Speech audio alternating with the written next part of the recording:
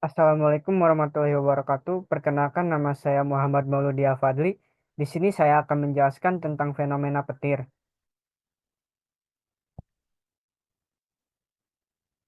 Nah, yang pertama ada pembentukan badai, yang kedua ada peluahan petir, yang ketiga ada jenis-jenis petir, yang keempat ada petir awan bumi dan petir bumi awan, dan yang kelima parameter arus petir, serta yang keenam ada deteksi lokasi petir. Nah, kita masuk ke penjelasan yang pertama yaitu pembentukan badai.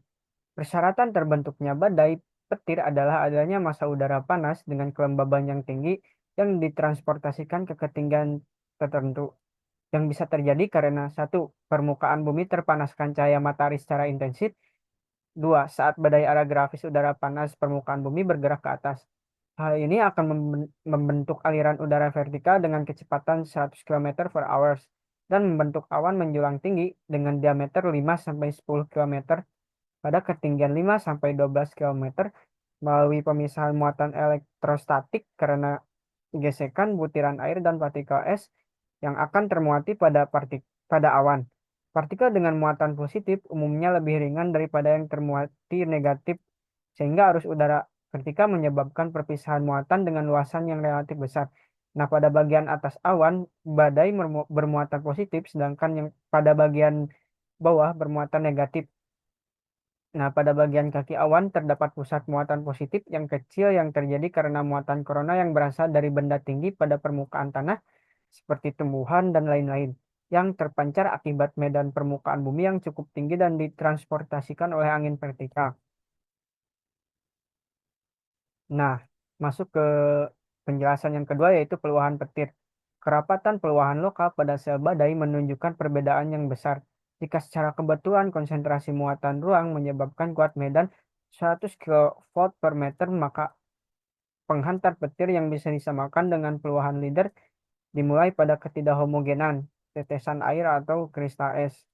Peluahan ini berbentuk silinder dengan diameter 10 meter dan terdiri dari muatan ruang negatif dan inti plasma tipis yang terionisasi tinggi. Peluahan ini tumbuh dengan kecepatan berkisar 300 km per second menuju bumi. Dengan semakin mendekatnya peluahan ini pada permukaan bumi terbentuk penangkap peluahan. Nah, yang ketiga ada jenis-jenis petir. Nah, secara umum jenis petir adalah petir yang melibatkan awan bumi, juga petir yang melibatkan awan-awan. Petir petir awan-awan menyebabkan keseimbangan antara muatan awan positif dan negatif pada pusat awan, sedangkan petir yang melibatkan awan bumi adalah netralisasi muatan awan dengan muatan yang tereflek pada permukaan bumi. Petir yang melibatkan awan bumi ini dapat dibagi menjadi empat jenis, yakni petir negatif awan bumi, petir positif awan bumi, petir negatif bumi awan, dan petir positif bumi awan. Nah, di sini saya akan menjelaskan petir awan bumi. Pada jenis petir ini, arus impuls peluahan petir meningkat sampai nilai maksimum minimal 10 kiloampere dalam jangka waktu mikrodetik dan mempunyai waktu punggung beberapa puluh mikrodetik sebelum akhirnya hilang secara eksponensial. Muatan yang dipindahkan bersamaan dengan arus impuls ini bernilai beberapa ampere detik, ampere ampere second. Karakteristik yang sama juga ditunjukkan oleh petir awan bumi positif, akan tetapi peluahan yang berasal dari pusat muatan positif bagian atas awan ini menyebabkan arus impuls 10 kali lipat lebih panjang, dan ini berarti memindahkan muatan lebih besar dibandingkan dengan arus impuls negatif, sehingga petir ini memberikan efek bahaya yang khusus pada benda tersambar. Nah, yang selanjutnya yaitu ada petir bumi awan. Pada benda atau objek yang tinggi, seperti menara pemancar atau di atas pucuk bukit, dapat terjadi hal yang berlawanan dengan petir awan bumi. Inisiasi peluahan leader terjadi karena tingginya medan listrik bukan pada awan, melainkan akibat dari distorsi medan sangat ekstrim pada puncak benda tinggi yang menyebabkan stepped leader tergeser ke atas bersama dengan selimut muatan ke awan. Arus mengalir dari benda berada pada kisaran 100 ampere dalam beberapa 1/10 detik, serupa dengan ekor arus pada petir awan bumi. Petir bumi awan dapat diikuti oleh petir awan bumi pada jalur yang dibentuk oleh petir bumi awan. Mekanisme ini menyebabkan benda tinggi dapat tersambar petir beberapa kali. Nah, untuk selanjutnya yaitu parameter arus listrik.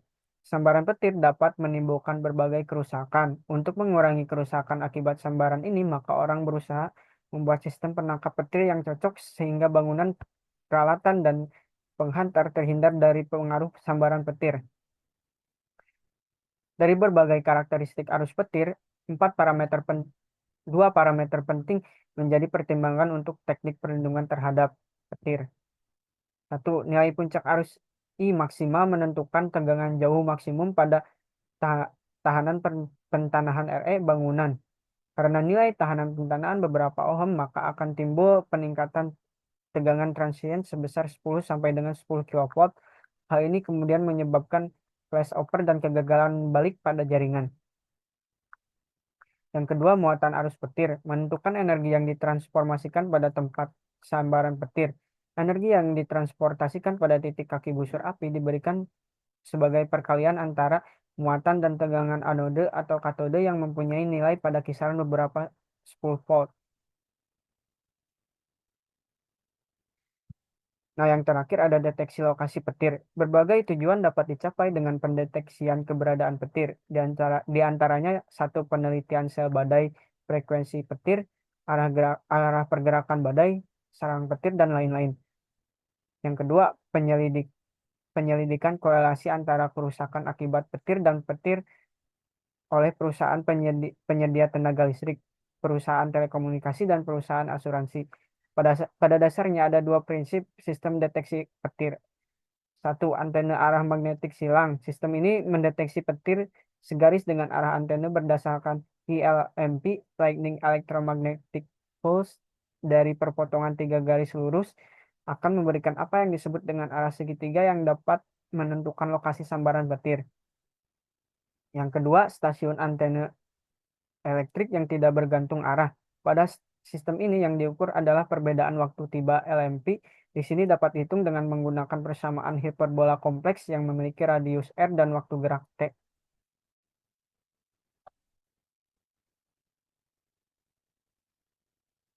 Sekian yang bisa saya sampaikan. Mohon maaf apabila masih banyak kekurangan. Terima kasih. Wassalamualaikum warahmatullahi wabarakatuh.